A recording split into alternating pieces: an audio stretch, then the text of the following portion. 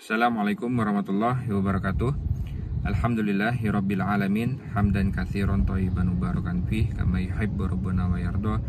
Asyhadu an la ilaha illallah wahdahu la syarikalah wa asyhadu anna Muhammadan abduhu wa rasuluh, amma ba'd. Alhamdulillah, apa kabar teman-teman semuanya? Bapak Ibu jamaah sekalian, semoga selalu dalam lindungan Allah Subhanahu wa taala.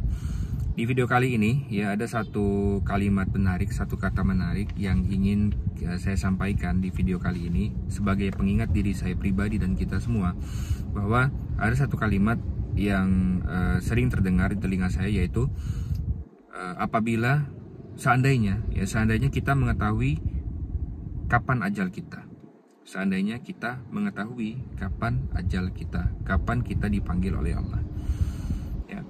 Hal ini ya berkaitan dengan dalam Al-Quran ya, Allah Ta'ala berfirman, kullu nafsin dha'iqatul maut, sungguhnya semua makhluk pasti akan merasakan kematian.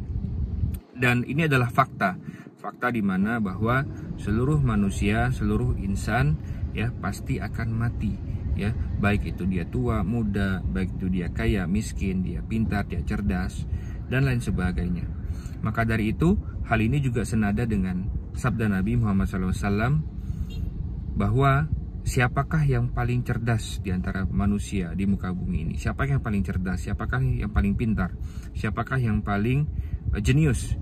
Yaitu kata Nabi Muhammad SAW adalah yang paling cerdas adalah yang paling banyak mengingat kematian dan mempersiapkannya. Ya, yang paling banyak mengingat kematian dan merencanakannya, mempersiapkannya.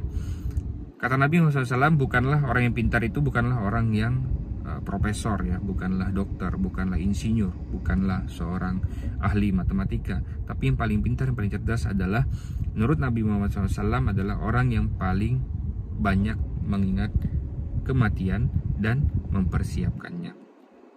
Maka dari itu jamaah, seandainya kita mengetahui kapan ajal kita, misalnya nih ya, seandainya Allah memberitahukan kepada kita, ini kan nggak mungkin nih, tapi seandainya 1 bulan lagi ya adalah waktu kita dipanggil oleh Allah, maka apa yang terjadi jamaah?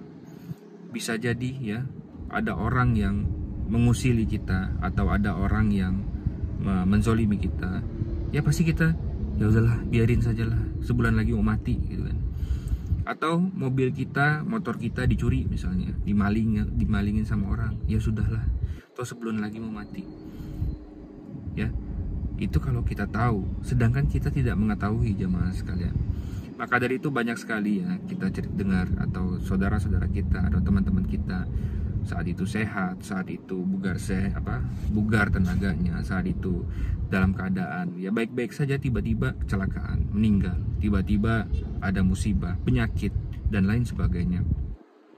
Maka dari itu jamaah ya, di video ini ya kita ya saling mengingatkan bahwa persiapkanlah usia kita, persiapkanlah yang Nabi Muhammad SAW ya sampaikan bahwa kematian.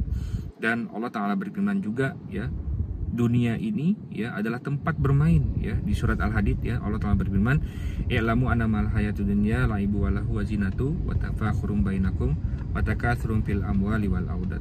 Dunia ini adalah tempat bermain-main, tempat bersenda gurau, dan tempat untuk pamer-pamer harta dan pamer-pamer anak. Dan dunia adalah sementara jemaah. Maka dari itu gimana caranya untuk mempersiapkan yang namanya kematian, mempersiapkan yang namanya takdir dari Allah yang pasti akan menghinggapi kita. Yaitu adalah menjadikan dunia bukan tujuan ya. Dunia adalah tempat sementara. Dunia adalah tempat kita menuju akhirat. Dunia adalah tempat kita ya untuk beramal soleh dan untuk beribadah kepada Allah, untuk menambah amal-amal kita, sehingga pada di akhirat kelak kita berjumpa dengan Allah, kita bertemu dengan Allah, dan kita dihisab oleh Allah. Allah ampuni dosa-dosa kita di dunia ini, dan Allah timbang amal kita, dan amal kita lebih berat daripada keburukan atau dosa-dosa kita.